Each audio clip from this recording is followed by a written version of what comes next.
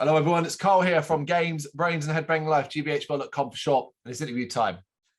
But we are going to get this out at the start.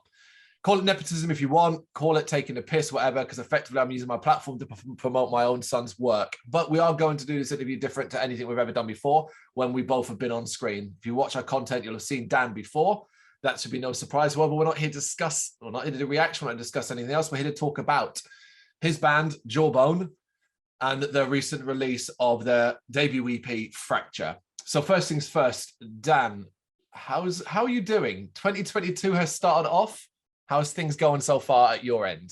It's interesting. It's obviously new. We've got shows coming up and stuff. We're just prepping for those at the minute. Is that all you're doing at the moment is just practicing for the shows?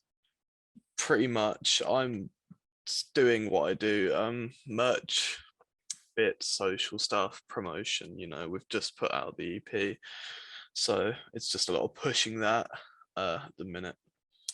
How are you finding that? How are you finding pushing things out, as it were, considering the difficulty all bands, artists have on social media, be it Facebook, Twitter, Instagram, and so on, to promote your stuff? It's very, very difficult.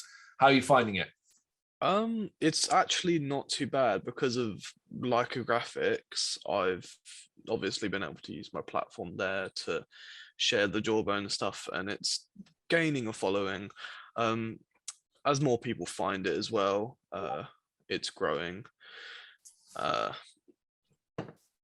the playlist, has that been like, for example, getting on Spotify and Apple Music and stuff like that? That seems to always be the goal, to try and get a song heard potentially. Is that something that's come up yet? Or is it something you're trying to do? Playlisting, we've gotten a couple big ones, not like official Spotify ones, but ones people have made and that Right. follow. There's like a promotions company that have put us like one at the top of their playlist. It's got like 4,000 people on it, something like that, and that's done pretty well. Okay. You had as of the time of recording today, as we're doing this, you actually had a statistic that you pop on social media in regards to streams to date. Yes, we just hit 10,000 streams on the EP, which was for Spotify, which is pretty cool. A couple of people have picked it up off Bandcamp, but the main thing we were trying to push was Spotify because it seems to be the most popular one now. Apple Music's a bit hit and miss. It doesn't seem to do as well for some reason. I think just less people use it. Yeah, I don't know the ins and outs of how many people use whichever platform and so on, but it just sort of seems like because Spotify has a lot more interactivity, I think that's sometimes why you notice Spotify stats particularly more. I'm not entirely sure about that as well. But obviously the goal is and should always be to sell this EP on Bandcamp that way as well. Is there any physical versions available? I'm planning to do some CDs of it. Yep. It's just a case of like actually getting the funds together. So we're doing the merch, which will fund the CDs, and then we can sell them and they can fund whatever else. It's just like a cycle, and then you build it up. Yeah, I completely get what you're saying. Right, before we get into the sort of the nitty gritty about Fracture, let's talk about the actual origins of Jawbone, because you are very, very new and a very, very young band, not just because of your respective ages, but because of how quickly, like, you've literally just done your debut EP. It's not like you've been around 5 or 6 years and you haven't actually, to this point, played a live show. So Jawbone, how did that come about and who's made up of it? So we have 4 members at the minute. We're missing a drummer. Story of England, mate. So hard to find. But I am Dan.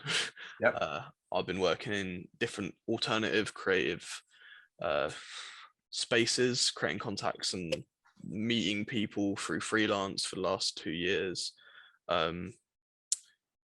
Jawbone came about because me and the guitarist Connor were trying to record a song for the next Leica drop, so it sounded like a soundtrack to go with the clothing release. Yeah. And it kind of just turned into something else. We were like, this could be something. From there, we've got our bassist Max, who we met through Connor's other band, Feel Shame, who's really nice. He has his own like bedroom indie project called Camino Willow, which I love. And then our rhythm guitarist Sam, who's one of my friends. he came along to a recording day just to kind of see how it all worked, and he ended up recording quite a lot of Blight, the first song of the EP, and it just kind of, it's grown with gaining people. Put out that EP. I think it took about 3 to 4 days to record, not like one day after the other. We'd come together like once a month and like record a song in a day, and then I'd go. But yeah. When did you record it, and who was producing it? We're all self-produced, so Connor's also a producer. Mm-hmm. So he did all that. He mixed, mastered it. We recorded it at his house in his basement studio. That's it. Makes sense for us, dingy. If someone was to ask you then, like if someone was to come to you and say, oh, put into very simple words, very short and simple words, describe Jawbone's style of music, what would you choose? I'd say hardcore. Right.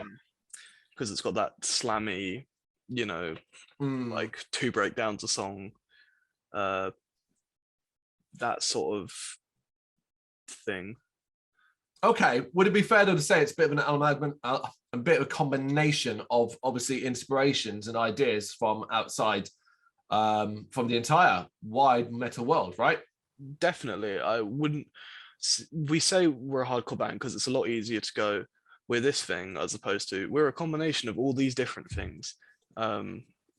Because people will lump you in, and if you lump yourself in with something before they can, you know, you get to make that decision yourself. Okay, no, I get that. I agree with you as well. It's inevitable. Genre placing is often just easier, particularly when it comes to descriptions. Like, you've got to be able to sum up quickly. You can't go, well, we kind of sound like we could be, this song sounds like it's a metalcore track, but this song's a bit more hardcore and it's a bit more death metal. It doesn't work that way. So absolutely.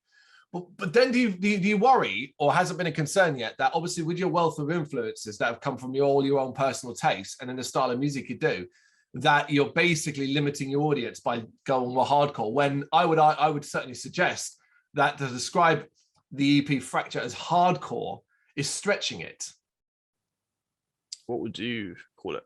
I mean, it's literally, as we were just been saying, it's a combination of things. Of course, there are hardcore influences and stuff like that, but there's just as many metalcore influences as well. The word we're using is core, right? Yeah. It is very core, as you put it. Yeah, I don't think we're kind of limiting ourselves, because there's a lot of crossover between metalcore, hardcore, and deathcore. They're all blended into one usually. Not genres, but with fan bases, there's so much crossover. So I don't think we're limiting ourselves that much. I would say there's definitely the metalcore influences, but then it's not just me. There's 4 other people, or 3 other people. Are they all? Do you all share a very similar taste in music? Sam is more deathcore-y. Max, he likes a bit of metalcore, but then he's got a really wide taste of music. Connor likes a lot of what I like. So that metalcore, and then you've got the hardcore bands as well, that sort of stuff. The Venn diagram, basically, it's all circling over each other to a certain degree, even if it's not exactly the same taste. It's all certainly within the same wheelhouse, seemingly. Yeah. Do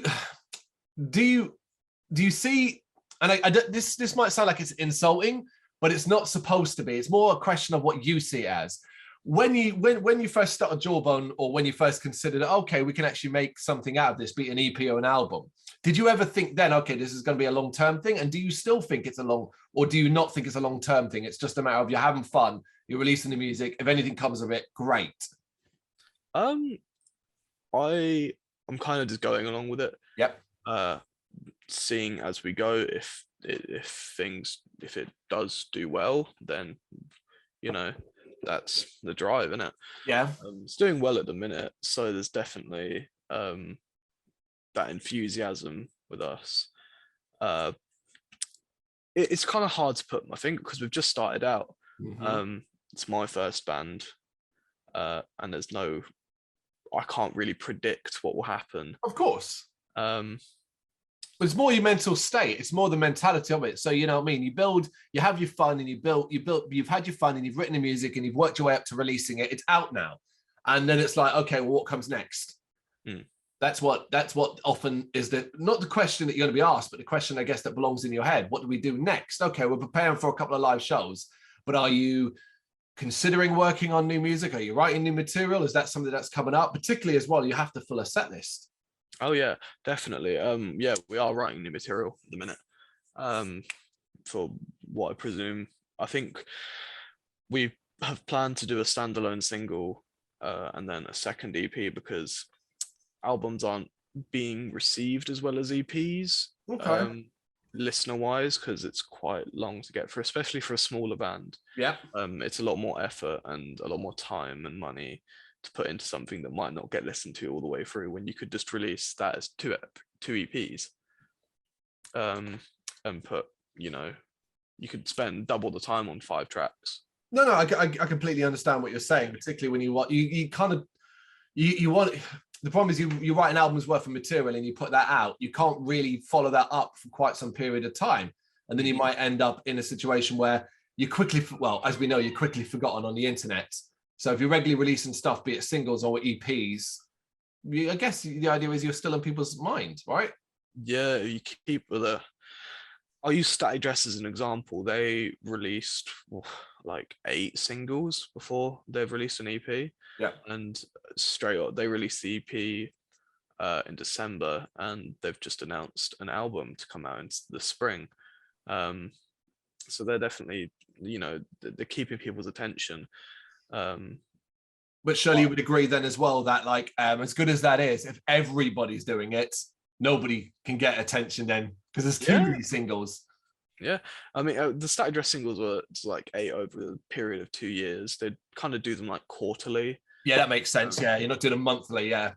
No. Yeah, I think we are going to release the next single like March time, in time for the headline Black Heart show. Right. Well, we'll get onto that in a bit. We'll get onto the actual live shows that are currently planned as of time being. Go on to Fracture then, like focusing on Fracture. So obviously it's 5 tracks long.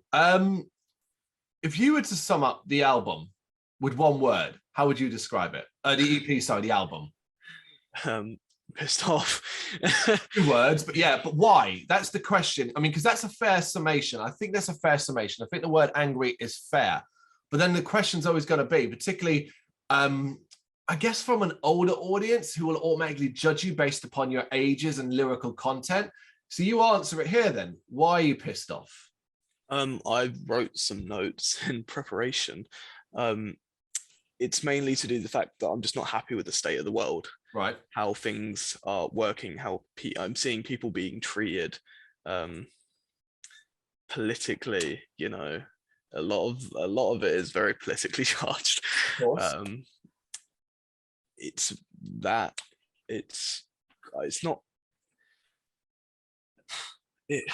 hard to put into words. How do you distill? So if you've got a specific, not necessarily political leaning, but a political opinion, and how are you able? What's your process of thinking this thing has really annoyed me, this specific event or this specific person or specific government? How are you able to distill that into lyrical content and words that will make sense, I guess, as well in a hardcore, deathcore, metalcore environment? That is a loaded question. Yeah, I kind of just write whatever I'm thinking, and then we'll switch out words, make actually sound good, something that you'd want to listen to. Yeah. It can literally be a case of just writing out 4 sentences, picking out words, putting them together, making them a bit shorter. A lot of it as well, it's just kind of wordplay. Yeah. Me. I try not to be too vague, but I don't want to be too specific either. Right. Because that makes sense. I was going to say, particularly if you've got, it's not like it's unique that you're sharing a particular specific opinion in a song, or you're not sitting on a fence about a certain thing, but often it's about how that point is reached and is it open to interpretation. Do you want people to interpret a specific song in a certain way, even if you meant it for this specific event? I think a lot of the people that know us currently know me, so they'll kind of know, you know. See, that's interesting. I'm going to jump in there. I'm going to change this up a little bit slightly here. I know you. This is no secret. I'm your freaking dad. Yeah. However, when I listened to this EP and obviously wrote a review for it, I chose to decide to pretend I didn't know you. And it's easier than you think if you're doing a music review. And I actually ended up thinking, okay, there's other members of these bands which I do not know. So what influence did they have upon your lyrical content? I would often show them. We'd go through like in a call together, just be like, do you guys like this? You'd be like, oh, that doesn't flow too well. I'd be like, yeah, that's fair. Because a lot of the time I'll highlight bits that I'm like, this isn't great. And then they can like slot in something and I'd be like, that's really good. Add it on the end, you know, as I can switch between them on the day. A lot of the time I'll write out lyrics and then on the day in the studio I'm recording and I'm like, that doesn't sound too great, because we'll record the song instrumentally and be like, that verse could be a little bit longer or it could be a little bit shorter. I've often got way more lyrics than I need. Yeah. So I end up cutting a lot of stuff. I write more so I can do that. Do they do the other band members share your same leanings though, your same thought processes and potentially political leanings? Most definitely, yes.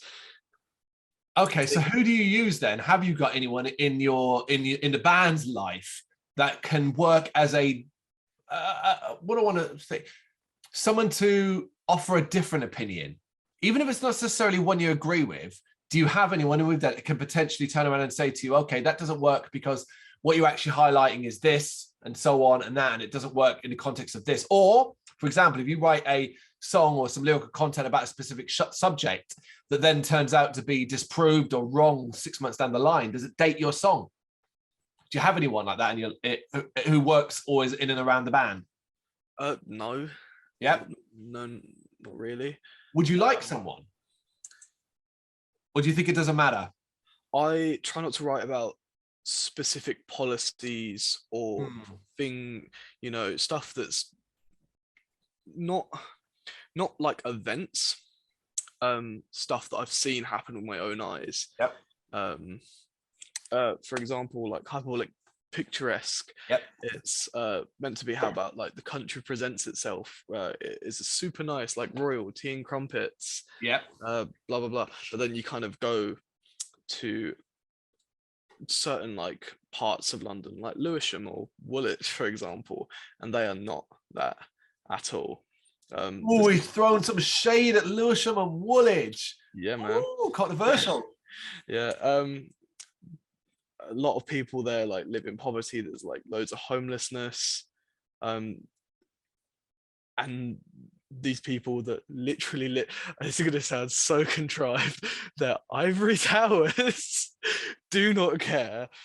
They just like let them fend for themselves. What would you say to someone who was being argumentative for the sake of it? So I'm going to be that person. What would you say to someone who turned around and said to you in response to that, what are you doing to try and change that? It's not my job. I'm not the government.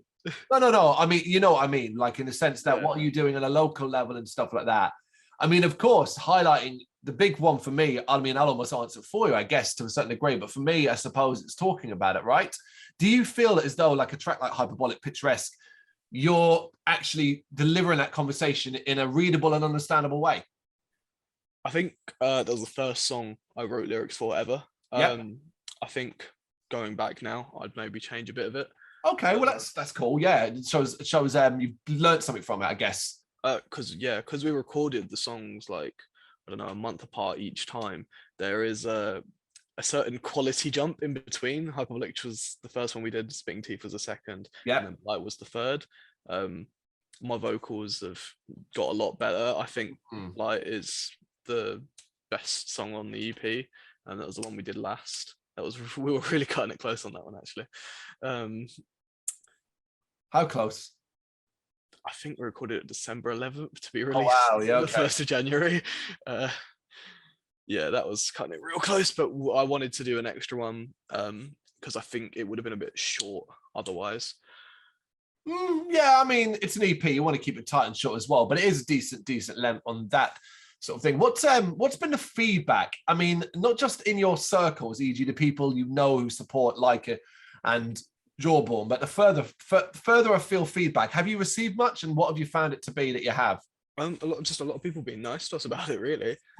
I haven't actually seen any like bad feedback at all, and I'd quite like some criticism. Like, if I sound like shit, tell me. Right. You know. Well, I mean, no, that's terrible feedback. That you want constructive feedback, right? Do you know what I mean? Like, yeah, don't just be like, shit, mate. That's a YouTube comment. Yeah, no, I haven't got any of them. Yeah. Twitter has been a bit weird because a lot of people that like I've got no connection to have like found us and started listening to us, and that's cool. A lot of them have been like really nice about it. But the general consensus is that it's a good debut. Do you think you guys, particularly considering you're such a new band and this is your debut EP, do you think you're well prepared for a possibility, I don't know, of getting a review that's just absolutely terrible, like it says you're terrible? Do you think you're mentally prepared for that if that does occur? Are you going to cross that bridge when it comes to it? If it comes to it. I've been working in creative spaces with lots of dickheads for the last 2 years. I have had my fair share of criticism on my artwork. I don't choose to take it personally because, you know, different strokes for different folks. Yeah. Connor's been in bands for the last few years. He's been in a pop punk band. You know, I think Max and Sam, this is also their first. I would like to think we'd be fine. Yep. I don't know how they'd react. I think I'd be okay. It'd be interesting, wouldn't it? I mean, it's one of those what if scenarios, and I'd like to leave it as a what if rather than a potential this will happen, because it may not at all. All right. Going forward, considering your influences and your taste, and this is for you specific, not the band. We often see in hardcore, metalcore, deathcore crossover in the sense that guests appear on tracks and bands and artists and stuff like that, featuring so-and-so. It happens a lot, really does these days.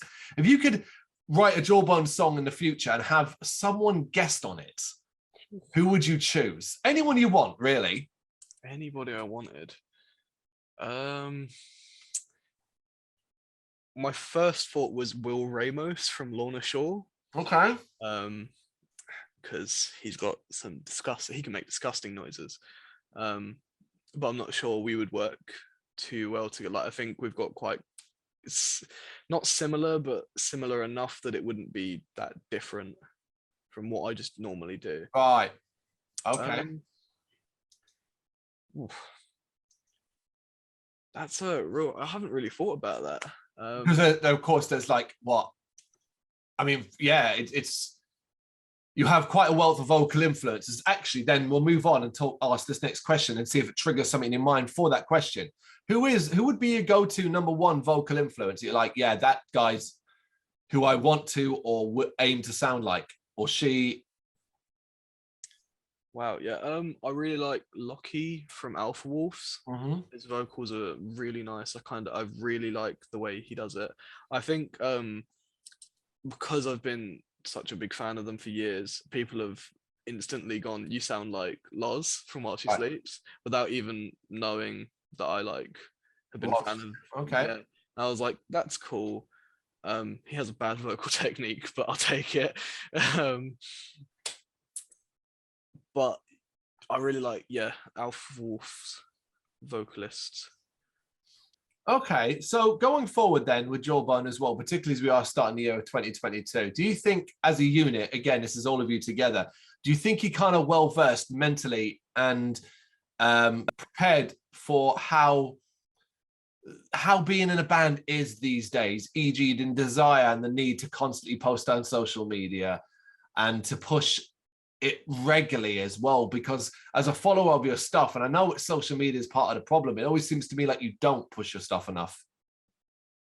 Yeah, I struggle with it, especially for Leica stuff. Yeah. Because I just don't like to shove it down people's throats all the time. Jawbone stuff is a bit different. Because I can take influence from other bands' social media pages. You know, there's no real, you know, post a picture of a potential set list or something. It's really easy to just kind of go, oh yeah, that's cool. I can easily just do that. We're a bit of like a mini super group because we all do separate things. Because I do all the design, I do everything visual for it. Connor's like produces it, mixes and masters it. Max does his like indie synthy stuff, which he did Respite entirely, just with a bit of my feedback. So we all come from like different places, and we all come together to do this, and we work quite well off each other. I think because we don't have to hire designers, Yeah, or producers or anything keeps like the cost that. down, doesn't it? Definitely does. So I can sit there and be like, oh shit, I've got to do a post in half an hour. Quickly whip something up. You know, it can be up in that. So I don't think we'll struggle as much as other bands that don't have like a design just on standby at all times, for that sort of stuff. But it's the activity more than anything else. So like, I completely understand what you're saying about the design and stuff like that, and what you can actually put up can be good content, as it were, not just a random picture of a meal you freaking ate and stuff like that. But it's regular content, because we'll use Facebook as the best example of the one. You post something on there and then refresh your screen, it's gone immediately. Oh yeah, Facebook's a real tough one because it's dying out. Is especially for like pages. Instagram seems to be the one that's easiest to grow on. Twitter's tough, but if you get lucky, you get lucky, you know. Instagram is, you have to play with the algorithm, but they change it so often that you can't really learn it. Yeah, I was about to say, that was going to be my next thing, is how the hell you cope with the simple fact that it's ever changing, ever evolving. It's I don't. I have the same. I schedule posts that I use the Facebook Business Manager. So it just I'll schedule posts in advance. So it'll go. I'll be like, this is going up at 2:15 tomorrow, and it will be like, this is recommended time. This is when your followers are most active on this day. And I'll just go, okay, that's fine. I'll do that. Hopefully it'll work. Hopefully it'll work. The posts do fine, considering we've only got about like 320 something followers. We get like 30 to 40 likes a post. That's pretty good, like ratio wise, because like for Life of Graphics, I've got about 2,000 followers. Roughly 500 people will actually see the post because of how their shit algorithm works.